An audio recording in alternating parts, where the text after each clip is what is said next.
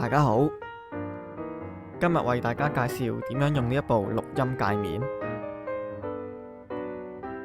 呢個係用嚟插 USB 嘅插頭，而呢個係用嚟插 speaker。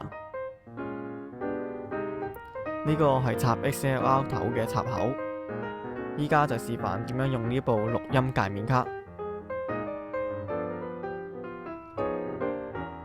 呢個係用嚟推大咪嘅聲音輸出，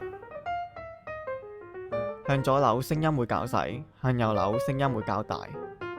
呢個係正48V 掣，可以放大電流俾電容咪用。呢個係用嚟插返耳筒聽返輸出嘅聲音。呢個係控制聲音輸出嘅大小旋鈕。